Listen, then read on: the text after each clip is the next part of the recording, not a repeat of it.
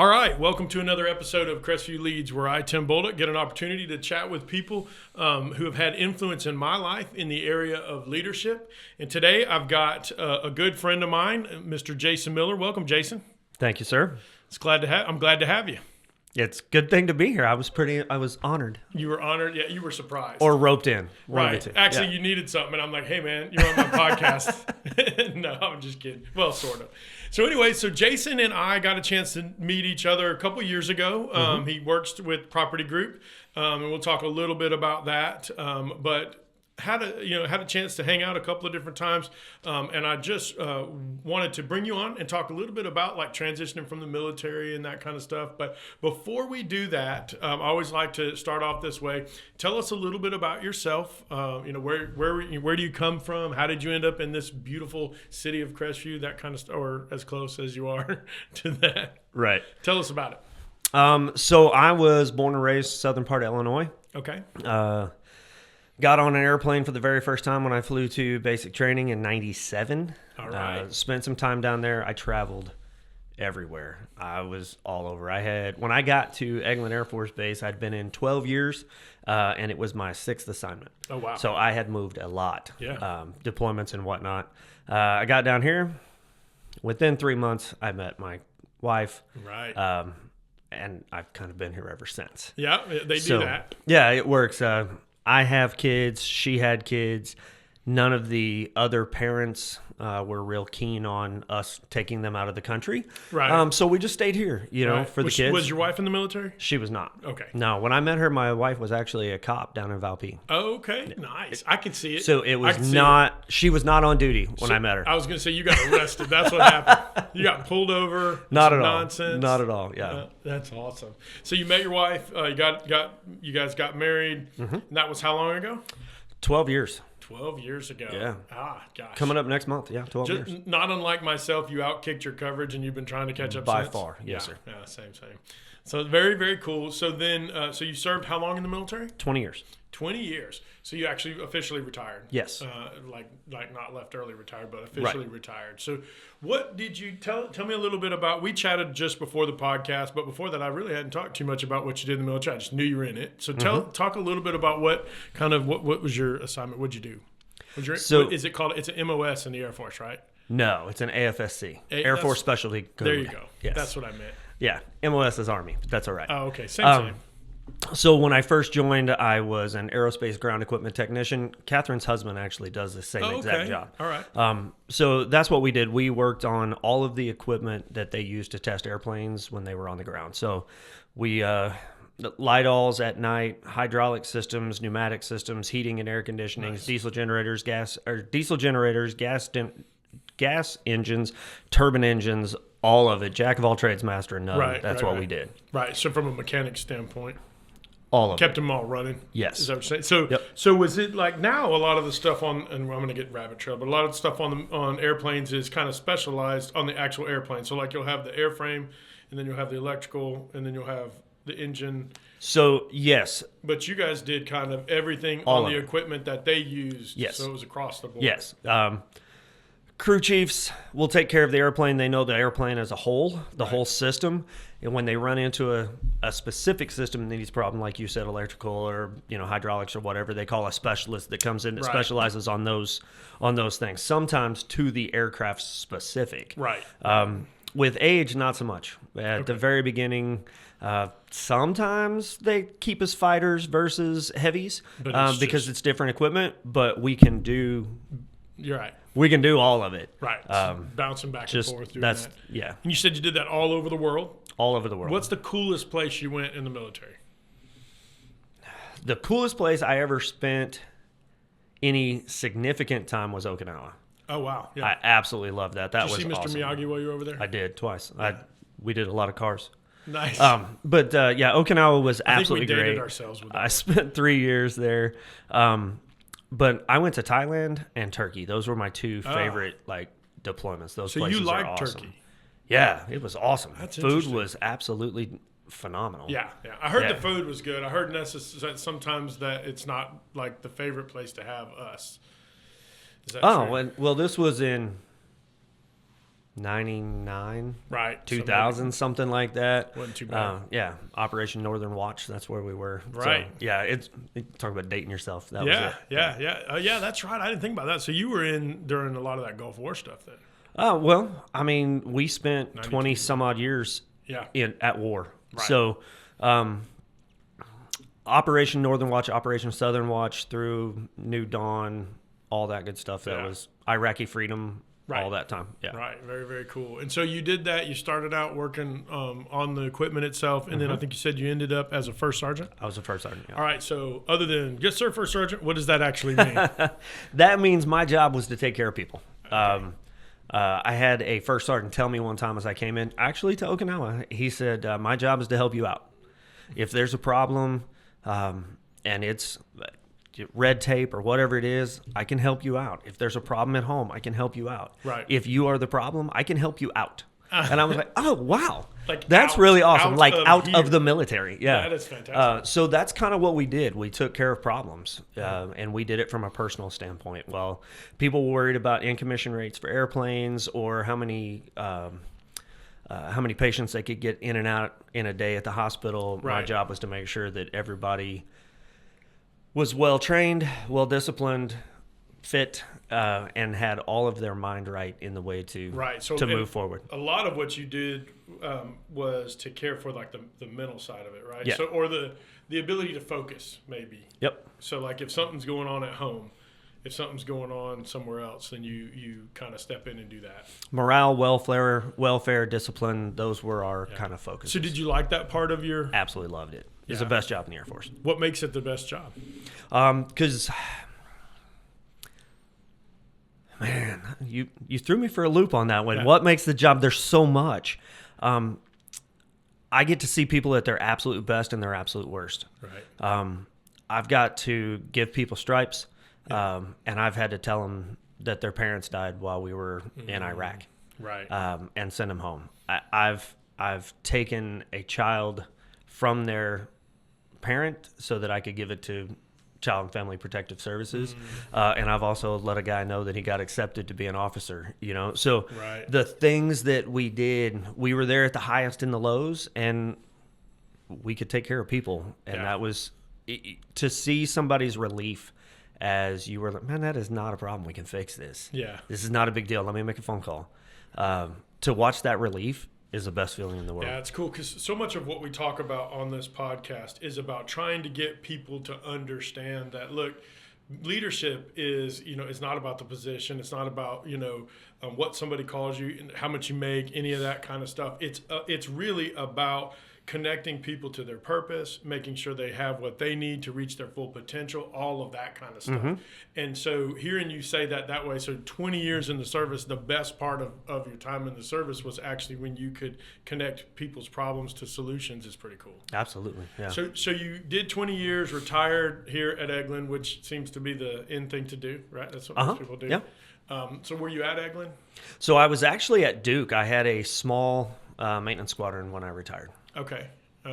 So you were working with then at Duke, it would have been with the 919th? No, it was active duty. Well, the 919th, it was a joint kind of thing. So we were actually with the 592nd Maintenance Squadron. Got it. Run out of Herbie, owned by Eglin. It's, it makes perfect government sense, but that's it. But, that's it. Right. Yeah, it was a small spot. We kind of grew a little bit as they grew that up, and now it's closed anyway. Yeah, they just closed that. Yeah. But we were there. I was probably there a year or so after they started. But I actually think, and we're going to go on rabbit trail on it, but I think that ended up kind of being under the operations of the 919th at some point, or serving them directly, or somehow when Grandy was there, I think that was, they worked split. We had the squadron had reservists and active duty in it. It was interesting. Yeah, very cool. So you retired from the Air Force, fell in love, and retired from the Air Force. That's what we're going to say. Yeah, we'll go with it. And we'll go with that. Yeah. Yeah. Or you're just smart enough to know you better hang on, right? Yeah. So really, what made me retire is it was time for me to go back to my career. Yeah. My original career field, and I didn't want to do that. I could have kept the diamond on and remained a first sergeant, but that would have meant me going somewhere else. And like we talked about, I couldn't take my kids. If I couldn't take my kids, I couldn't take my wife. And I've been gone long enough to know that me on my own is not a good thing. Yeah, right. Just trouble. So then you decided to get out. You got out. You went into the real estate business. So you work with Catherine Pittman, who we had on here. She was she might have been the first or the second person we had on the podcast. Yep. So that's fun. She's probably, as soon as she sees that you're on here, she's going to be going, "What in the world are y'all doing?" Exactly. Yeah. I think part of both of our pastimes is to make her nervous. It's really easy. It's pretty easy. But it is fun. It's pretty easy, yeah. Yeah. So anyway, so you went to, did you immediately, so you went into real estate. Why'd you go into real estate? I went into real estate, because I watched HGTV and I could just show 3 houses, have an umbrella drink, and make a lot of money. Right. Isn't that exactly how it works? Right. Millionaire. Same thing. Right. I love those HGTV commercials or shows because my wife watches them, right? And they'll be looking around and they're like, our budget is $10 million. And it's like, well, what do you do? I'm a napkin folder at the restaurant. Yes. And it's like, how do you afford it? Yeah, I got it. Yeah. So, no, I'd always been interested in, houses and real estate and all that good stuff. So it offered me the same kind of autonomy that I had in the last job. Yeah. As far as I really only answered to like one person. And as long as I was doing my job, people kind of left me alone. Right. And more importantly, I didn't punch a time clock. Right. So real estate it had unlimited potential. Kind of allowed me to do whatever I needed to do. Yep. It also, the interesting part about it that you didn't mention, but there's a lot of truth to it, is in the real estate industry, especially when you do it well, which you guys do it well. When you do it well, you're really connecting people to solutions too. Absolutely. And changing you're changing their lives a lot of the time, right? And so there's got to be some of what you liked about that. Somebody comes to you, they need something they don't know how to accomplish, and you're able to go, watch me do this. Yes, I still get to solve problems. Right. I can still pick up the phone, make a phone call, Right. you know what I mean, and solve a problem. Yeah. So making those relationships and connections and stuff like that, Crestview is really easy to work in unless you have to go through the city manager. He can be a little tough. Yeah, he's a real pain. But the rest of the folks in the city are real nice, Right. But no, those things. This is why we shot this before I answered whatever question you came here for.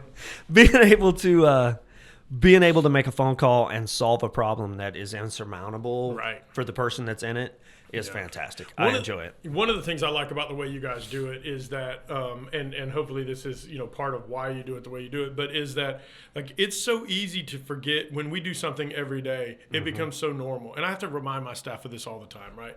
You guys issue 5,000 permits a year. When a little homeowner comes in and it's the first time they've ever pulled a permit in their life, you can't talk down to them because they don't understand all the details, right? And so you get to be kind of that connection in between that helps them hopefully through that process. Yeah, Catherine and I have the conversation all the time that are like, all right, so we really do need to tell them what's going on in the process because they don't know. Yeah. Like we go from listing appointment to it's live to 27 other things before anything else happens because it's automatic. It's what we do every day. Right. But yeah, we have to remind ourselves they don't get it. They don't do it every day. So no. Okay, this is what I did. So yeah, it's for sure.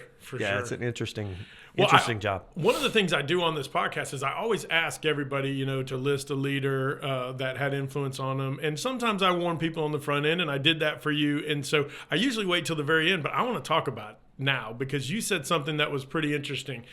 So when I say to you, hey, can you tell me, as you look back over your career, think of the leaders that have had influence on your life and what did you want to be like that they did and why?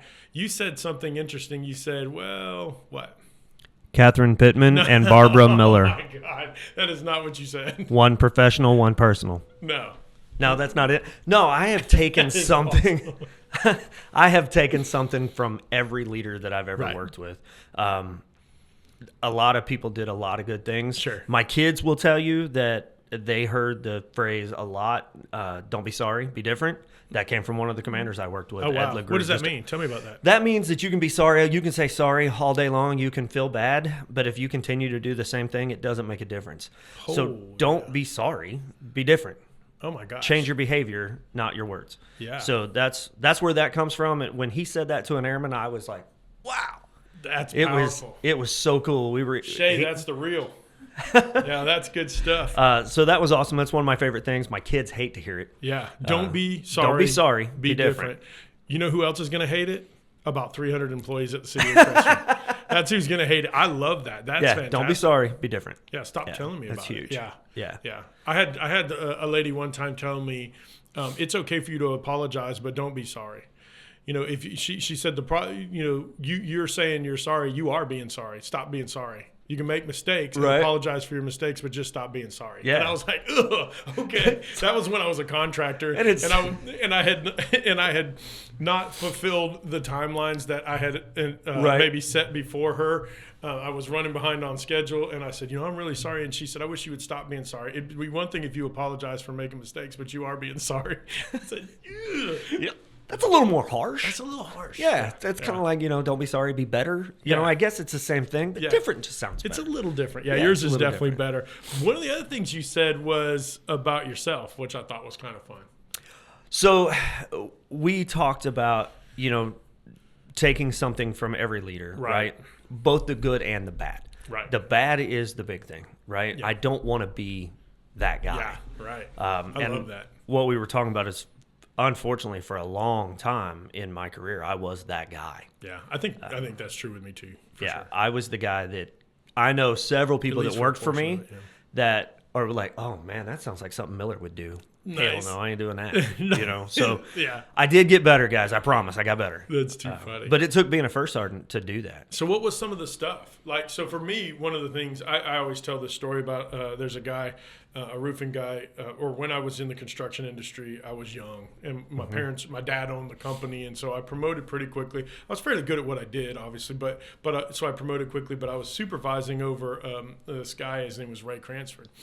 And Ray was working a project out in Pensacola, and I go out to the project. My dad sends me out there. He's like, hey, we need to get that project on track. It's running behind. I'm like 19, maybe 20 years old, just a baby, brand new married, real, a lot more power than I had common sense in that company. And so I show up out there, and I run in there, and I use all kinds of nice flowery words and start screaming at him about why the project is delayed and all this.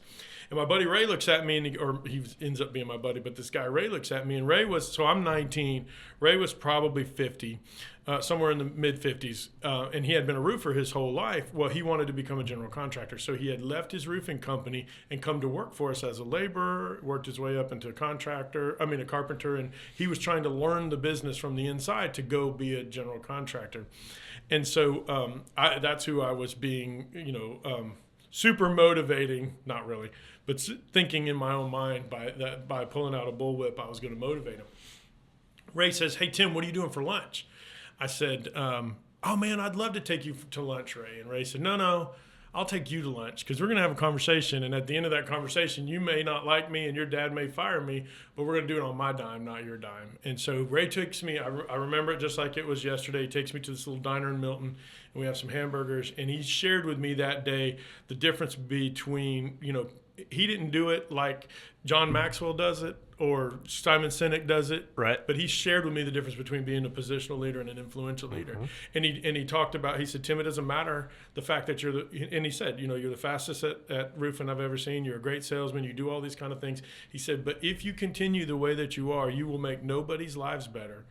And you will leave, when you die, everything you've accomplished will go with you. So it doesn't matter how many houses you do or any of that. He said, if you don't invest in people and help them reach their full potential, then your legacy dies with you. And so this has been 30 years ago, 25 years ago, and it had a massive, it didn't fix me right away, but year after year, I think about that all the time. A few years ago, I went to go write him a letter to thank him for it. He had passed away. I wrote it to his wife, and we chat now from time to time, but because we don't always recognize that. So what in your life, made you say, you know what, maybe this is not the guy that Miller wants to be as a leader? I think watching the right leaders got me to a point of, so we have a saying that work performance affects discipline, and it is very good that I was very, very good at what I did because I did a lot of stuff wrong. Right. A lot of stuff. I got away with things that I should not have gotten away with. Simply just Because the work product was good? the work was good, and just the sheer audacity of the way I went about it. People were just floored. Like, I Right. cannot believe you just walked There's in not here and even did anything that. in the manual for this. I cannot believe you just said what you said to that guy. Yeah. Like, well, he asked, So I was shown a lot of grace in my career. I was shown a lot of grace, and that's the only reason I made it as far as I did. And then I watched, as I became a first sergeant, and I learned to deal with more people and more things and real problems. Yeah. It was easier to be a leader when I watched other leaders, Yeah. as opposed to thinking I was the smartest man in the room. Oh, yeah. For sure. I had a guy, Scott Seacrest. He was a guard guy out of Georgia at the time. We met in Saudi Arabia back in the day. Right. And we were having issues, and I was a new staff sergeant, so that was a new E5. Right. And we're coming through here, and he said, look, man, if you have to tell people who you are, it doesn't matter who you are. Right. I was like, damn. Yeah, right. Right? I mean, it was just kind of there. Scott taught me a lot about not being an ass. Right. And getting things done. Right. Because he was a phenomenal leader. And he could be a jerk when he needed to be a jerk, but it was few and far between. Yeah. You know what I love about this, Jason, is I asked this question on every one of these podcasts, and I don't know what number we're up to right now, but every time I ask it and I get the stories back about the people that had influence, I always wonder, does Scott know? Scott knows. Scott knows, yeah. Because a lot of times they don't, right? A lot of times we go through life and we don't really think about what caused us to change. I told you a few years ago, I went to go write that letter to Ray, and he had passed. And so I ended up writing a letter to his wife, is what I ended up doing. And I only did that because I was about to teach a class here at the city. And I wanted to, before I made them do the assignment, I wanted to do the assignment. And that's why I did it. But I just wonder sometimes, how many of those people that we come across that have this little bit of influence in our life that really kind of change our trajectory, right? And so, because a little bit of adjustment now changes our destination drastically 10 years from now. Absolutely. Right? Yeah. And so I always wonder, how many of those people don't know. See, and I think that's the beauty with all its negatives. I think that's the beauty of social media.